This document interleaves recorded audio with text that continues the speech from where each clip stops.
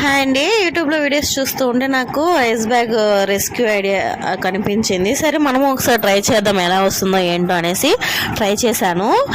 ఈ rice bag తీసుకున్నాను. Rice bag కాదులేండి, రైస్ బ్యాగ్ లాంటిది, కొంచెం చిన్నగా ఉంటుంది, దానికి హ్యాండిల్స్ కూడా వచ్చేస్తున్నాయి. సరే దీన్ని తీసుకొని ట్రై చేద్దామని ట్రై చేశాను. పొడవు ఎక్కువ తీసేసుకున్నాను. పొడవు తగ్గించి అడ్డంగా ఎక్కువ తీసుకుని కుట్టుకుంటే బాగుంటుందని నా ఫీలింగ్. పొడవు 12, అడ్డం ఒక 10 తీసుకున్నాను. దానికి తగ్గట్టుగానే నైటీని కూడా కట్ చేసుకున్నాను. ముందు ఒక నైటీ తీసుకున్నాను, అది బాగుందిలే, సరే ఫస్ట్ ఈ నైటీ మేము ట్రై చేద్దామని. ఇది చాలా బాగా చెడిపోయింది, అంటే ఎక్కువసార్లు వాడేసాను, చీకిపోయింది. అందుకని ఈ నైటీ తీసుకున్నాను. మనం రైస్ బ్యాగ్ కట్ చేసుకున్నాము, దానికి తగ్గట్టుగానే ఇది కూడా కట్ చేసుకొని 4 సైజ్ కూడా కుట్లు వేసేసాను.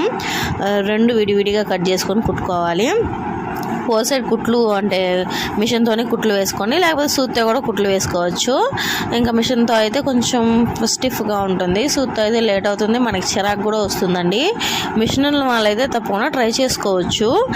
ఈసారి మాత్రం నేను పొడవు తగ్గించి కింద అడ్డం మాత్రం ఎక్కువ పెట్టి బట్టలు సర్దుకునేలాగా ఒక బ్యాగ్ లాగా తయారు చేయాలనుకున్నాను.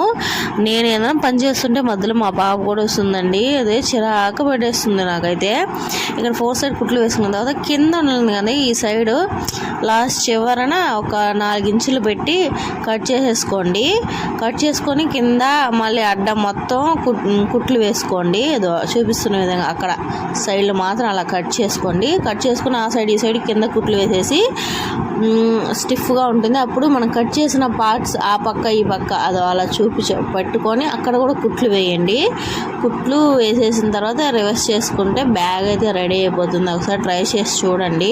క్లారిటీగా తీద్దాం అనుకున్నాను, కానీ నేనే తీసుకోవాలంటే కొంచెం కష్టంగా ఉంది. బ్యాగ్ అయితే వచ్చిందండి, పర్లేదు. స్కూల్కి పిల్లకాయలు తీసుకెళ్తారు, లంచ్ బ్యాగ్ అలాగ వచ్చిందనమాట. జిప్పు పెడితే యాస్టీజ్ అలాగే ఉంటుంది.